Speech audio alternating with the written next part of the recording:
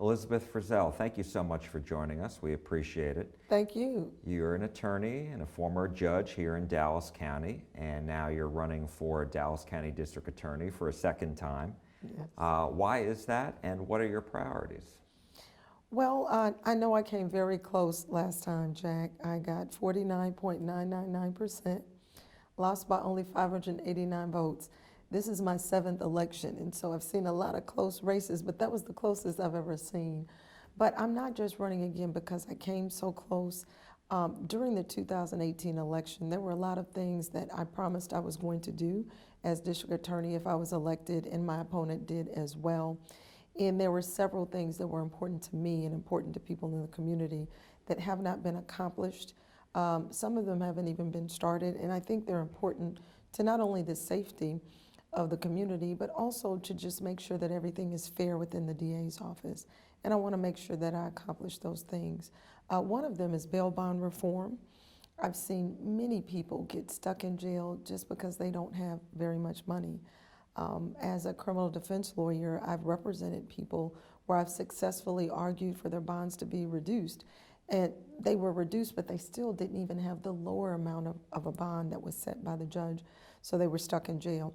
And on the other side, I've seen people who have committed offenses or are charged with offenses and their bond was set very high because it was a heinous crime, but they had plenty of money to get out, and they did get out. A couple of them actually fled and were trying not to return to court. So I really think that the bail bond system should be based on the facts of the case.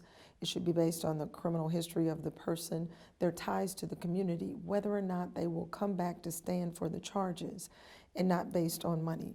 So that's something that hasn't been accomplished that I definitely want to work on as district attorney. And the other thing is just making sure that all of my policies as district attorney are fair to everyone, fair to the defendants and fair to the victims. Right now, I don't see that balance that I think is needed in the district attorney's office. We want to make sure it's fair so that no one is wrongfully charged with an offense, because prosecutors are taught not to make any recommendation in grand jury. And we also want to make sure no one is wrongfully convicted of an offense. And I think that kind of goes back to the training in the DA's office. That's something I definitely want to focus on to make sure my prosecutors are well trained. I'm sure you've heard about the Shamir case where he was accused of killing at least 10 people, elderly people in their own homes. Sometimes he posed as a healthcare worker, and we weren't able to secure a conviction for that offense in the current administration. That's something I want to change. We've got to make sure Dallas County is safe for those violent offenders who definitely can't be a part of society, and we still remain safe. Then on the other hand, we've got to make sure we reform the system so people get second chances. There are so many people that I've presided over their cases as a criminal district court judge, some of whom I've represented, that when you get a second chance, they never come back. I've had people come to me and call me and talk to me and say, you gave me a second chance, either as a lawyer or as a judge, and they never got in trouble again. They got married, had kids, productive members of society, got a job. So that's the balance that I want to bring to the district attorney's office.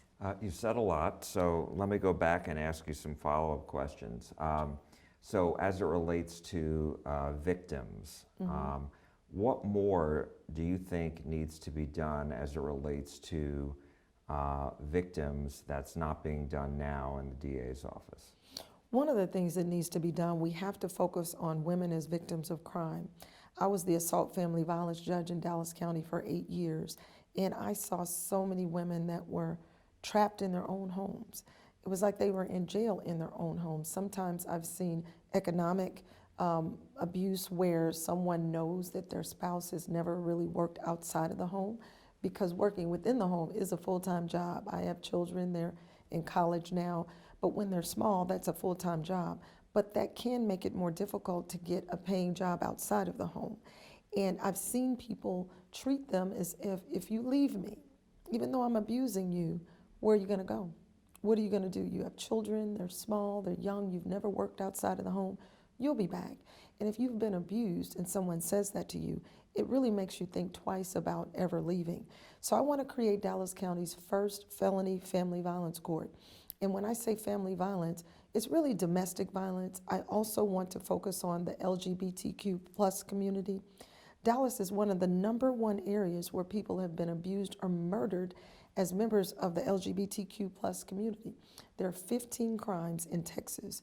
Of those 15, 10 are from Dallas, where there are members of the LGBTQ plus community who were victims. Many of them, we know who they are, but the current DA refuses to prosecute. And it really has gotten to a point where some people feel so helpless, they don't know what to do because he's not prosecuting the cases that he should. They got so helpless that they put a coffin on his front yard, and on the front it read, "Justice for Diamond Ross." That was a member of the LGBTQ plus community. They knew who perpetrated the offense. No movement in the DA's office just to try to get some type of justice for her family members. That's unacceptable. That's not fairness. That's not justice. I definitely don't agree with going to anyone's house, putting a coffin in their front yard. But what I'm saying is sometimes if people feel like they have no hope and the district attorney will not do what we sent him there to do, people resort to their own vigilante justice, and I don't want them to do that. I want them to feel free to call the police, and I want the police to feel free to file their cases with me and know that there will be a just and fair response. I don't know the exact details of that case. Is this a question of evidence, though? Well, when you say a question of evidence, I mean, it was on videotape. There was medical neglect. I know there are certain circumstances where someone can be arrested and they need medical treatment, and we can take them to get that medical treatment either at the hospital or there at the jail and still incarcerate them if that's appropriate to keep us safe. But that should happen first, and then justice can be done with whatever is fair in that particular circumstance. And in Diamond Ross's case, that didn't happen. There are many other cases that I've seen where sometimes officers have exceeded their authority with no level of accountability until here recently, and it just seems like a political move to go after officers when a grand jury has already no-billed, meaning dismissed, a case against the very officers that are being indicted. That happened just a few days ago, and I think that's something we have to look at. We don't want to be on a witch hunt for officers. My brother-in-law is a police officer. I know the hard work that officers do. I think if an officer exceeds their authority, they should be held accountable, just like anyone who is not an officer. But if they're doing a good job, we need to support our officers. And I want to rebuild that trust and that working relationship and communication between the district attorney's office and our law enforcement. And so you're talking about this case in which some of the officers were indicted, or at least there's an arrest warrant out there for them with regards to the bridge back in the George Floyd protests in 2020 and some of the actions there? Well, I don't know if it was in regard to the bridge. One of the officers had many complaints previously, and some of them were on video, and other officers had to pull him off of the person that had already been held down, handcuffed, and I think they knew that at that point it had exceeded the authority that was necessary for that circumstance. That might have been before the bridge incident, but the bridge incident is another incident. The bridge incident, one of the officers put someone's eye out. It was less than lethal force, but even a BB gun can put your eye out. You know, if you use less than lethal force, it still has to be used appropriately. But I think it's important that the district attorney is looking at cases on a case-by-case basis. That's what I want to do. I've always done that as a judge and as a lawyer, and sometimes I see policies that come out that are across the board policies rather than taking cases on a case-by-case basis to make it more fair for everyone in every circumstance as a defendant or as a victim. And if you know your policies are having unintended consequences and that there's a systemic problem within the district attorney's office, it's your job as the leader, as the district attorney, to change those policies. And I don't see those changes being made right now. Let's go back to bail reform. What can a district attorney do when my understanding is it's really left up to the state legislature to change state law? State legislature is definitely one way of changing it, and that's something we're working on as well. But there's another way we can change it. I've been a criminal district court judge for years, practicing criminal law for 29 years, and a judge for 20 of those years. And it was incremental, municipal court, county, district court. And the reason why that's important is I know all of the judges down there. I've talked to them. they are ready for bail bond reform. But I think your approach in coming into the district attorney's office has to be one of unity. You can't just come in and say, I won and here's what I plan on doing. I think a better approach is to get the buy-in from the judges, from the probation department, sheriffs, bailiffs, all the different parts that make up the criminal justice system. So you say, we're going to reform the criminal justice system. The bail bond reform process is not just within the district attorney's office. I've talked to judges who are ready to partner with me, but we have to do it in a way that works for everyone so that bail bond reform is based on the facts of the case, not based on money.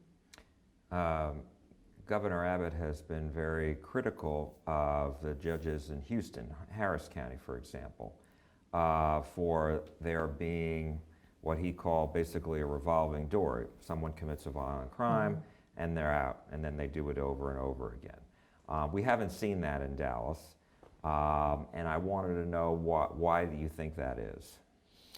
Well, you say you haven't seen it in Dallas, but it is occurring. During my campaign for district attorney, I've talked to many small business and large business owners who have said that they have been stolen from just under $750 over and over again. I just talked to someone last week who's a small business owner in Oak Lawn. He said each time they come in, they make sure they stay just under the $750 policy that the current DA has, but they've done it so much, he's at $60,000 worth of theft. He's tried putting burglar bars on his business. He has cameras throughout the business, inside and out, and he sent this information to the district attorney's office. They will not prosecute. It's putting him out of business. I've heard this story over and over. I heard a young lady tell me that someone came into her yard and stole her lawnmower. She called the police. She had already taken a picture on her phone. She did not try to interact with the person, but she had the evidence. When she called the police asked her, well, how much do you think the lawnmower is valued at? She said, probably about $500. They said, we're not coming out because if we do, we are wasting our time. We'll come out and write the report, send it to the DA's office, and they will not accept the case. So there was nothing she could do, but unfortunately, she didn't even have $500 to replace that lawnmower. That's not fairness, and that's not justice. And we have really started to have crime rings that develop because some people take advantage of a system where you're really trying to help people, but they take advantage by going in, staying under $750, stealing it, taking out of the stores, splitting it, and selling it on the streets. Those are some of the unintended consequences of the current policy, but in addition to that, you even have large businesses. I've talked to clerks and cashiers at Quick Trip, at Walmart. At many of the larger stores, they just set their beer, which they said was the number one thing that's stolen, at their facilities. They set the beer and other items that people generally steal right next to the door. So there's no confrontation.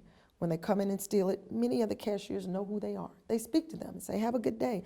And they watch them walk out with all types of merchandise just under $750 daily, weekly, monthly. That's not fairness and that's not justice. And I want to make sure we have the balance to make the system fair while still reforming the criminal justice system. When we talked to the DA about this, he said the policy is just for necessities, right, so that you're not criminalizing poverty. And so, I mean, beer doesn't sound like a necessity. A lawnmower doesn't sound like a necessity, and that it would fall into that category. So what would you do, you know, when you hear his remarks? How do you respond to that, where it's just focused on the necessities, and his thought is he doesn't want to, you know, demonize, criminalize someone being poor? What's your thought about that? I do agree with not demonizing or criminalizing someone for poverty, but what he said his policy stands for is not what's happening in the Dallas County community. One of the first things I'll do as district attorney is sit down with our police departments, not only with DPD, but there are 14 different cities that are within Dallas County. I want to sit down with each of the police departments. Some of them I've already talked to, and they welcomed the fact that I even was willing to talk to them. I know we may not agree on everything, And that's okay. I still want to keep that line of communication open. I'm going to make sure they understand that when officers take their time to write a report and send it to my office, it will not automatically be rejected. I will train my prosecutors to evaluate the cases in intake to see if there are signs of someone being in poverty, someone being homeless. Do they have an address? Are they stealing food, diapers, baby formula? If the person that we have or the different prosecutors that we have in intake are trained to look for those signs, we can put them in a diversion program. I want to start a homeless diversion program in Dallas. There was one previously, and the current DA dismantled that program. I want to not only bring that homeless program back, but I want to build it up. Previously, it only acknowledged Class C misdemeanors. I want to increase that to Class A and Class B misdemeanors. There's your $750. So if prosecutors are trained to look for signs of homelessness, we cannot ignore crime, but we can actually help the people who are homeless. I have businesses ready to partner with me. So if it's an economic crime and they need a job, they need job training, I can get them to those resources. If they need mental health help, if they have a drug addiction, if they need somewhere to stay, I'm ready and have agencies ready to partner with me to give them a place to stay, to make sure they have food. And I think that approach is better than ignoring crime. Just last question, and that was, you talked about how close the race was before. Yes. How confident are you that you're going to be able to win this time?